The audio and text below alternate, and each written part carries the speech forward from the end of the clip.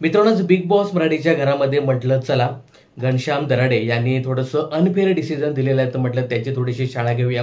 यानंतर अगदी शेवटी जाता जाता जान्हवी किल्लेकर हिने पुन्हा एकदा माती खाल्ली. वर्षाताईंना भरमसाठ ती बोलताना दिसली. म्हटलं चला हिच्याबद्दल पण थोडंसं बोलूया असा मी विचार करत असताना अभिजित दादाने एकदम इमोशनल केलं. म्हणजे शेवट एकदम फार इमोशनल झाला. जसं की अभिजित दादाने आणि सूरजने जो काही बहिणीचा विषय काढला तर माझे डोळे अक्षरशः पाणावले. अभिजितचं सांगायचं झालं तर अभिजित हा बिग बॉसच्या घरातील मला ना खूप मॅच्युअर सदस्य वाटतो. आता बहिणीचं आणि त्याचं जे काही नातं त्यांनी सांगितलं की माझं जे नातं आहे ते म्हणजे वडील आणि मुलीचं असं आमचं नातं आहे. म्हणजे मी एवढा बहिणीला जपतो.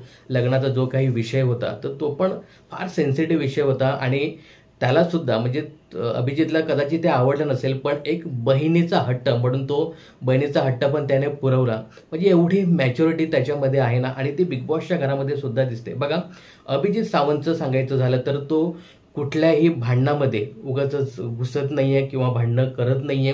सगळ्यांचा रिस्पेक्ट करतो, त्यानंतर दिलेली सगळी कामं करतो आणि असं ना उगाचच कुठल्याही विषयाला तो हात घालून असं काही वेगळं करण्याचा काहीसा प्रयत्न करत नाही. मला तो खूप मॅच्युअर वाटतो आणि असं वाटतं ना की बिग बॉसचा गेम त्याला आता चांगला कळालाय. फार मॅच्युअर आहे तो. आज पण तुम्ही बघाल तर बेडवरती अभिजित आणि त्यानंतर डीपी दादा हे बसलेले आहेत आणि त्यांच्या ग्रुपमधील त्या 2-3 मुली बसल्यात. तर बघा, अभिजितने हाफ चड्डी आहे त्यामुळे समोर मांडीवरती टॉवेल ठेवलाय आणि डीपी दादाने पण ठेवलाय. म्हणजे एवढा मॅच्युअरनेसपणा या दोघांमध्ये आहे. विशेष करून मी अभिजितचं बोलतोय. हा जो अभिजित आहे ना, याला बिग बॉसच्या घरामधले 2 कंटेस्टंट आहेत ना उगाचच त्यांच्यामध्ये खेचतायत कारण नसताना. आता हे 2 कंटेस्टंट तुम्हाला माहीतच आहे कोण आहेत, अरबाज आणि निकी. बघा, अभिजितचा काहीच संबंध नाही तरी पण हे 2 लोक विनाकारण अभिजितला बदनाम करण्याचा प्रयत्न करतायत. आता इथे निकी आणि अरबाजचं सांगायचं झालं तर बघा, आता यांच्यामध्ये प्रेम आहे की नाही माहिती नाही, की उगाच हे लोक स्ट्रॅटेजी करतात हेही माहिती नाहीये. तो अरबाज आहे ना, तो उगाचच निकीला त्याच्याविषयी बोलत असतो की तू सतत त्याच्याशी जाऊन बोलते वगैरे, हे अमुक तमुक सगळं. आता निकी हेच त्या जान्हवीला सांगताना दिसते की हा मला प्रत्येक वेळी सांगतो की तुझं अभिजित बरोबर काहीतरी आहे. हा कुठल्या अधिकाराने मला सांगतो? निकीचं पण अगदी बरोबर आहे ना, तू प्रेम व्यक्त केलंस काहीच नाही, उगाचच संशय घ्यायचा आणि बोलतो तो ना. मला याचा पास्ट बद्दल काही सांगत नाही, मला फ्युचर बद्दल काहीच सांगत नाही. आता ही निकी आहे ती जान्हवी समोर सगळं व्यक्त करते. यानंतर जान्हवी सुद्धा अरबाजला हे सगळं सांगते. मग आता हे जान्हवीने अरबाजला सांगितल्यानंतर मग अरबाज सांगतो की इथे सगळे कॅमेरा आहेत, मी माझ्या रिलेशनशिप बद्दल कसं बोलणार? अरे मग काय नौटंकी कशाला मग करता? आम्हाला सगळं हे दाखवता कशाला? मग तो इमोशनलपणा कशाला? बोला ना, व्यक्त करा ना. उगाचच दाखवायचं म्हणून दाखवता का तुम्ही? तुम्हाला मी सांगू का, हा यांचा ना दोघांचा प्लॅन आहे, स्ट्रॅटेजी आहे त्यांची पूर्णपणे. आणि निकी पण आहे ना, बिग बॉस अजून एक सीझन ती करून आले, त्यामुळे अशा लोकांना कसं खेळवायचं हे निकीला चांगलंच माहिती आहे. आणि अरबाजचं पण आजच मी व्हिडिओ एक बघितला की अरबाजची ती बायको आहे की मैत्रीण आहे माहिती नाही, पण त्या दोघांबरोबर बरेचसे असे व्हिडिओ रील्स त्यांचे आहेत. आणि एक व्हिडिओ असंही होता ना की त्याच्यामध्ये माझा नवरा बघा कसं बोलतोय, माझा नवरा कसा खातोय, इथपर्यंतचा एक व्हिडिओ होता. मग हे दोघं एकमेकांना फसवताय की आपल्याला फसवताय हे माहिती नाही, पण या दोघांचं काहीच नाही, हे सगळे गेमसाठी करतायत असं मला सध्या तरी वाटतंय.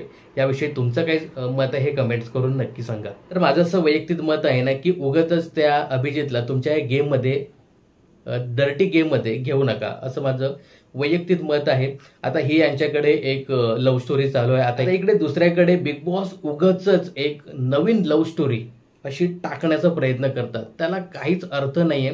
बिग बॉस उगाचच आपल्यावरती लादतायत ती लव्ह स्टोरी. कोणाची? वैभव आणि इरिनाची. याविषयी सुद्धा बोलूया. बघूया अजून बिग बॉसच्या घरामध्ये काय काय झालं. नमस्कार, मी राजेंद्र, तुम्ही पाहता द फिल्मी गप्पा.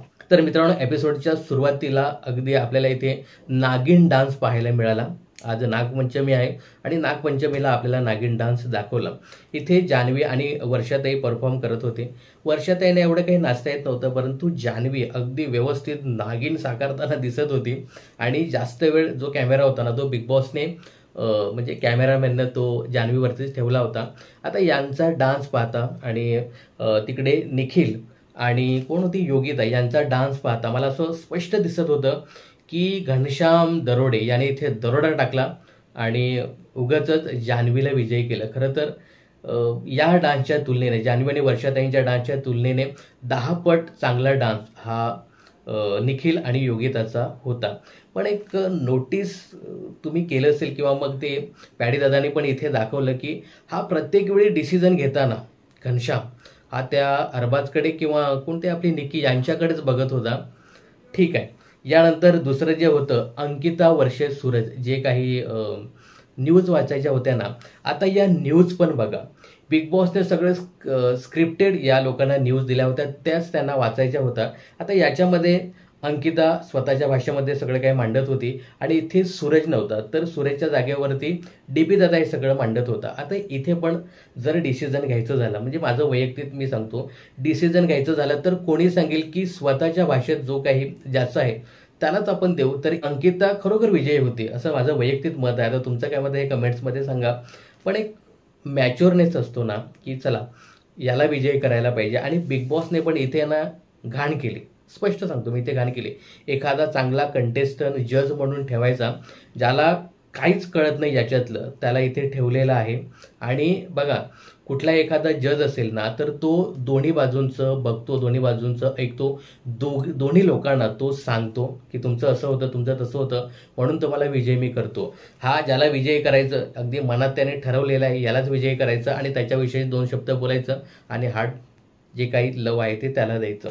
यानंतर कॉमेडी पण एकदम भारी होती. इथे पॅडी दादा वर्सेस डीपी दादांची दोघांची कॉमेडी इथे होती. पहिली ॲक्टिंग पॅडी दादाने निकीची केली, ती पण चांगली होती. यानंतर डीपी दादाची केली, ती मला काही एवढी खास वाटली नाही. यानंतर त्यांनी निखिलची ॲक्टिंग केली. मुळात निखिल काय बोलतो हेच आम्हाला माहिती नाही, त्यामुळे मला एक शॉक बसला की हा पॅडी दादा नेमकी कोणाची ॲक्टिंग करतो, तर ते निखिलची ॲक्टिंग होती. यानंतर सूरजची ॲक्टिंग पण एकदम भारी होती. अभिजितची ॲक्टिंग होती ती चांगली होती, मस्तपैकी ते गाणं वगैरे गायचं तेव्हा कळायचं की हा खरंच अभिजित आहे. यानंतर सगळ्यात भारी जी ॲक्टिंग होती ना ती म्हणजे अरबाजची. मग तो माईक वगैरे काढणे किंवा मग तो जॅकेट वगैरे काढणे हे सगळं करून जो काही अरबाजचा जो काही राग दाखवत होता ना, तर तो एकदम भारी पॅडी दादाने केला. तर जाता जाता घनश्याम थोडं सांगून गेला की दादा माझी पण ॲक्टिंग कर, मग घनश्यामची पण ॲक्टिंग करायला हा पॅडी दादा लागला. इथे मात्र जाता जाता पॅडी दादा बोलून गेला की तू व्यवस्थित निर्णय घे. हे जेव्हा पॅडी दादा घनश्यामला बोलला ना तेव्हा घनश्यामचा चेहरा अगदी पाहण्यासारखा होता. म्हणजे मी उगाचच याला सांगितलं की माझी पण ॲक्टिंग करून दाखव आणि यानेच मला अगदी गोत्यात आणलं. तर घनश्यामचा चेहरा खरंच पाहण्यासारखा होता. तुम्हाला पण असंच वाटलं का हे कमेंट्स करून नक्की सांगा. यानंतर डीपी दादाने पण चांगली ॲक्टिंग केली, जसं की आर्या, वर्षाताई, नंतर जान्हवीच्या ॲक्टिंग सगळ्यात भारी होती. पण मला असं वाटतं ना की इथे पॅडी दादा हा सहज विजयी होणारा होता. पण पुन्हा एकदा इथे त्या घनश्यामने राग काढला नॉमिनेशनचा वगैरे तो, आणि इथे डीपी दादाला विजयी केलं. आता याच्यावरती पण खूप सारं रामायण घडलं, जसं की सगळेजण बऱ्यापैकी घनश्यामला समजवताना दिसत होते की बाबा तुझं डिसिजन चुकलेलं आहे. अगदी त्याच्याच ग्रुपमधले, म्हणजे कोण होता तो पहिल्यांदा आला समजायला, तो म्हणजे अरबाज, तोही सांगताना दिसत होता की पहिला जो डान्स झाला नागिन डान्स, तर त्याच्यामध्ये पूर्णपणे ते निखिल आणि योगिता विजय झाले होते हे पण सांगितलं. त्यानंतर पॅडी दादाचं पण आहे ते पण इथे सांगितलं. त्यानंतर तो कोण होता, वैभव पण समजवायला आला त्याला की हे चुकीचं होतं. यानंतर डीपी दादा पण इथे पॅडीला समजवताना सांगतोय की बघ तू पूर्णपणे इथे विजयी होता. त्यानंतर अभिजित पण हे सांगतोय की इथे पॅडी दादाला विजयी करायला पाहिजेत होतं. आता हे सगळं घडत असताना नंतर मध्ये किचन एरियामध्ये येतात. इथे बघा की अरबाज हा त्या घनश्यामला सांगतो की तू पॅडी दादाची माफी माग की माझ्याकडनं चुकीचं झालंय. इथे काय त्याचं नाव होतं, घनश्याम इकडे तिकडे बघतोय, मध्येच कोणती येते, निकी येते आणि निकी त्याला सांगते घनश्यामला की ते मनापासून आलं पाहिजे ना. मग हा पण तिचाच ओढताना दिसतो की मनापासून माझ्या आलं पाहिजे, मला तेव्हा असं वाटलं की हेच लोक विजय आहेत म्हणून मी विजय केलं. बघा हा जो घनश्याम आहे ना, या घनश्यामचा असा वैयक्तिक गेम नाही आहे. मला काही अरबाज सांगेल तीच माझी भाषा, त्यानंतर वैभव काय सांगेल तीच माझी भाषा, निकी काय सांगेल तीच माझी भाषा, याचा वैयक्तिक कुठलाच गेम नाही आहे. अंकिताने बरोबर त्याला हेरलं आणि अंकिता इथं सांगत होती ना की आता छोटा पुढारी आहे ना, इकडे जाईल पॅडी दादाची माफी मागेल. अंकिता इकडे बोलत असताना हा लगेच तिकडे जाऊन माफी मागतो. आता त्याला नंतर ते शहाणपण कदाचित सुचलं असेल, पण याचा ना असा वैयक्तिक गेम नाही आहे बिग बॉसच्या घरामध्ये. तो अरबाज काहीतरी सांगेल तीच त्याची पूर्व दिशा, त्यानंतर वैभव काहीतरी सांगेल तेच हे घेऊन तो चालत असतो, निकी काहीतरी सांगेल मग तेच हे घेऊन तो चालत असतो. स्वतःचं असं कुठलंच मत नाही आहे. आज पण बघा काहीतरी त्या निकीच्या चादरीच्या हा घड्या घालत होता. त्यानंतर कॅप्टन अंकिता त्याला बोलवते की बाबा हे तू काय करतोस, हे चांगलं दिसत नाही आहे. तर ही गोष्ट जाऊन परत निकीला सांगतो की ती मला अशी सांगत होती. आता याच्यामध्ये 4 गोष्टी अजून ॲड करतो की मला ती सांगते की तू फळं आणून देतो, मला पाणी आणून देतो. म्हणजे याचं ना वैयक्तिक असं गेम नाही आहे. आणि 1 नंबरचा हा डबल ढोलकी आहे. आता पण मला असं वाटतं की रितेश दादाने ना परत याला घ्यायला पाहिजे. आणि दुसरं उगाचच आज DP दादा बरोबर भांडण काढत होता. त्या काय तर एक्स्ट्रा काम ड्युटी दिली त्याच्यावरनं. आता अभिजित पण सांगतो की मला पहिल्यांदा 2 ड्युट्या होत्या, मी आरामात ते केला. आता मला 1 ड्युटी आहे ती पण मी करतो. आणि याला आता काय तर ते बेडरूम साफ करायचं आहे, तीही ड्युटी त्याला नको का, तर अभिजित 1 दिवसाआड ड्युटी करतो म्हणून मला ही ड्युटी नको. आणि एक DP दादा काहीतरी एक शब्द बोलला तर तो शब्दच तो पकडून बसला.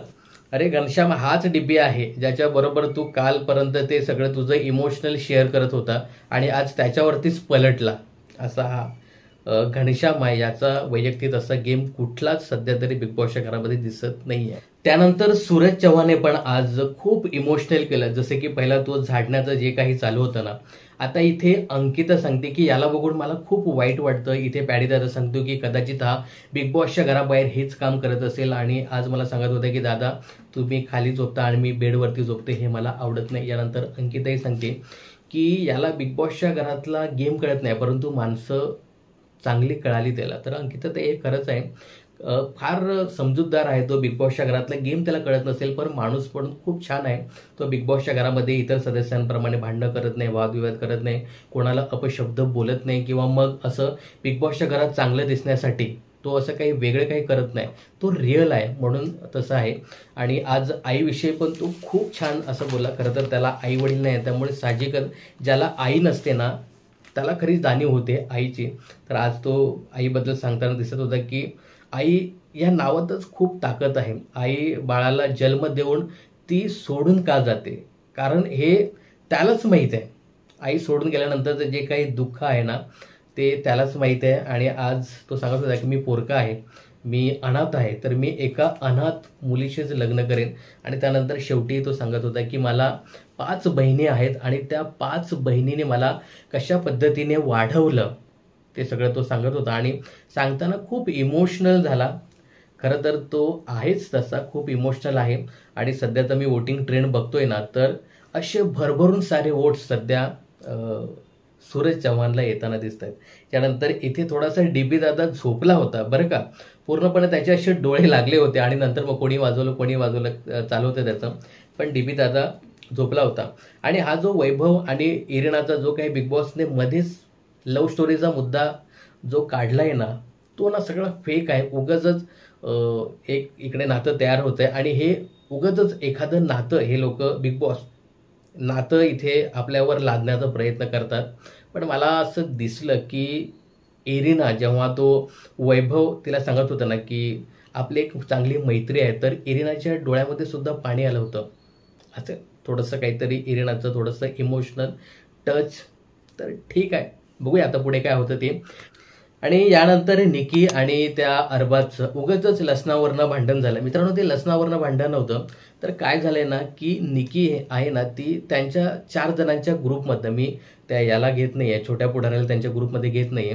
काय झालं की त्या 4 जणांच्या ग्रुपमधनं निकी ही एकटीच नॉमिनेट झाले. ते सगळं फ्रस्ट्रेशन सध्या ते काढताना दिसते, कारण उद्या ह्या विकेंडचा वार आहे आणि कोणतरी एक बिग बॉसच्या घरातनं बाहेर जाईल. त्यामुळे ती खूप इमोशनल झाली आणि तो राग कसा तरी व्यक्त करायचा आहे, मग तो अरबाजवरती काढायचा आहे. अरबाज तू एवढा अभिजित करत असतो ना, मग त्या अभिजितला तू का नॉमिनेट केलं नाही? तर याच्यावरनं ते तिचं चालू होतं की सतत अभिजितबद्दल बोलायचं, हा मला वाईट आहे, तू असं आहे, तुझं तसं आहे, मग त्याला तू नॉमिनेट करायला पाहिजे होतं आणि मला सेफ करायला हवं होतं. तर हाच मुद्दा ती घेऊन ती सगळत होती.